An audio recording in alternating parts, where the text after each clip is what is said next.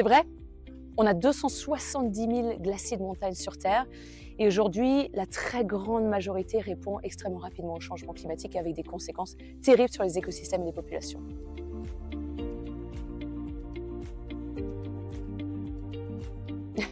C'est faux, malheureusement.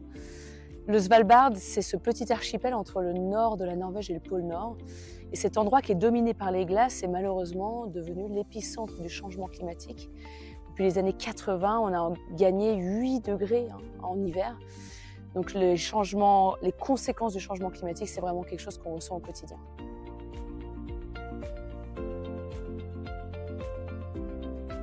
Vrai, c'est une mauvaise nouvelle pour tout le monde, j'ai envie de dire. Aujourd'hui, beaucoup de pays sont en train de se préparer à la disparition de la banquise qui risque d'arriver dès la décennie 2040 en été, donc ça arrive très vite.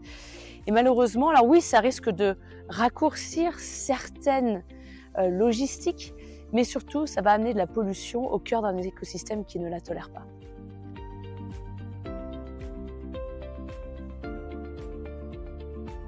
Faux. Aujourd'hui, on a beaucoup de vie en fait sur les glaciers, dans les glaciers, à la base de ces glaciers. On voit notamment qu'on trouve beaucoup d'algues qui sont très contentes d'avoir beaucoup de lumière à la surface des glaciers et de l'eau disponible. Et aujourd'hui, oui, ça fait partie de la biodiversité en tant que telle. Alors, quand il s'agit du dégel du permafrost et de microbes, de bactéries qui sont en train de sortir de ce permafrost, c'est pas forcément une bonne nouvelle pour nous, parce qu'on sait que des maladies très anciennes risquent de sortir de ce permafrost. Et en tout cas, on surveille ça de très près.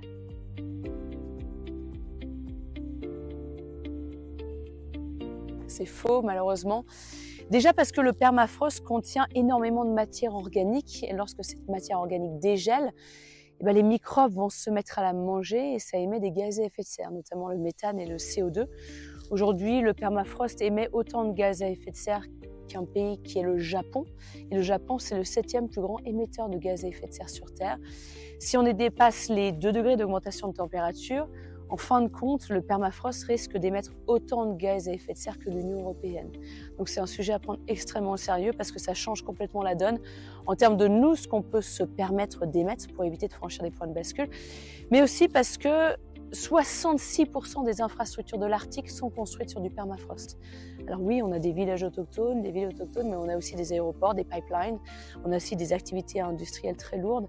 Et aujourd'hui, donc plus nous, on réchauffe la planète, plus le permafrost dégèle, plus ça va impacter la Terre entière. C'est vrai, les glaces en général, c'est parmi les meilleurs clim que l'on a sur Terre. Le meilleur exemple, je pense que c'est la banquise. C'est la glace de mer que l'on retrouve sur nos océans polaires, au nord comme au sud. Cette banquise, puisqu'elle est blanche, elle renvoie une grande partie de rayonnement solaire dans l'espace. Donc elle se débarrasse de cette chaleur. C'est pour ça qu'on dit souvent que les glaces participent à refroidir, à créer des microclimats et nous aider à stabiliser les températures. On a bien besoin de ça aujourd'hui.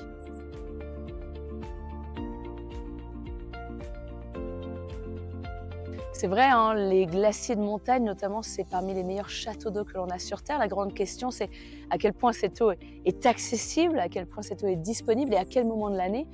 Aujourd'hui, les dernières études nous montrent que c'est 700 millions de personnes qui utilisent l'eau des glaciers à un moment de l'année et indirectement, c'est pratiquement 2 milliards de personnes qui vont utiliser l'énergie produite à partir de l'eau de fonte des glaciers, la nourriture, etc., etc.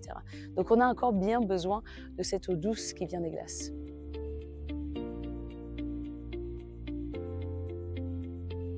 Ça, c'est indirectement vrai.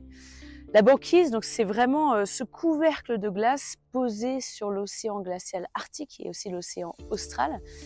Et cette banquise, elle nous permet de garder ces régions polaires froides pendant au moins toute une partie de l'année. Le problème, c'est que cette banquise, au nord comme au sud, on est vraiment en train de la perdre, elle est en train de disparaître extrêmement rapidement. Et donc, si on perd ce couvercle blanc qui repose sur des océans très foncés, ça va catalyser le réchauffement de l'Arctique et de l'Antarctique. Donc indirectement, par exemple dans l'Arctique, la perte de la banquise réchauffe l'océan glacial arctique et accélère la fonte du Groenland, qui est un des piliers de la hausse du niveau des mers aujourd'hui.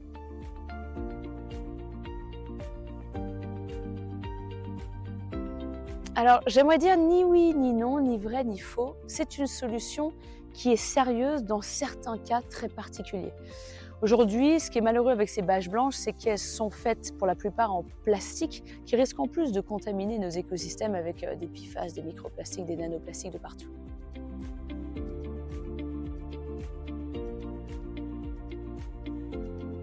C'est faux, malheureusement, c'est terrible ce qui s'est passé en Suisse. On a vu en fait le permafrost de haute montagne, le pergélisol de haute montagne dégelé. Ça crée un éboulement très important de la montagne sur le glacier du Birch. Le glacier, tout d'un coup, a reçu un poids monumental sur lui, ce qui l'a déstabilisé. Et on a plusieurs millions de tonnes de glace et de sédiments de gravats qui sont effondrés et qui ont recouvert 90% du village de Blatten. Heureusement, c'est un sujet qui est pris extrêmement au sérieux en France. On a besoin de continuer à surveiller nos montagnes et nos glaciers parce que malheureusement, voilà, ce n'est pas un exemple unique. Aujourd'hui, nos montagnes, nos glaciers se déstabilisent et on a besoin de surveiller tout ça de très près.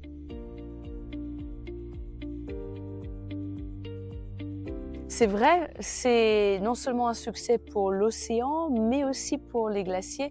On a lancé pendant cette UNOC la décennie d'action des sciences de la cryosphère. On a toujours des expressions très longues et complexes, mais c'est juste pour dire qu'on va avoir avec l'UNESCO 10 ans pour vraiment mettre le paquet sur ces glaces, faire en sorte que non seulement on les étudie encore mieux, on puisse anticiper leur changement, mais aussi et surtout que toutes ces connaissances sur la cryosphère soient mieux diffusées auprès des politiques, auprès des entreprises et auprès de tout le monde.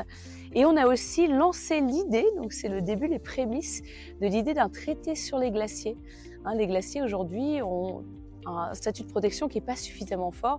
Il y a certains pays où on va les miner, il y a certains endroits où on va les creuser pour faire des pistes de ski. Aujourd'hui, on ne peut plus tolérer ce genre d'activité sur les glaciers.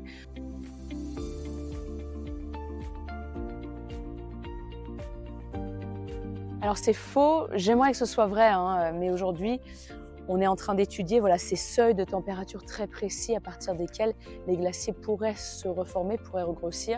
On sait que pour les glaciers de montagne, il faut à tout prix rester sous les 1,5 degrés, voire arriver à diminuer ces températures le plus vite possible. Et pour les grandes calottes polaires, le Groenland et l'Antarctique, une toute dernière étude qui vient de sortir semblerait nous montrer qu'elles sont beaucoup plus sensibles qu'on l'imaginait et que leur point de bascule serait pas autour des 2 degrés, mais bien avant, serait peut-être entre 1 degré et 1,5 degré d'augmentation de température. Donc quand on entend ces nouvelles-là, on a l'impression de se dire « Ah, c'est trop tard, c'est fini, tout va s'effondrer ». En fait, non, pour ces glaces, on sait que chaque tonne de CO2 que l'on peut éviter d'émettre compte, que chaque dixième de degré que l'on évite de voir arriver dans notre atmosphère compte. Aujourd'hui, les solutions existent, à nous de tout faire pour les diffuser au plus grand nombre.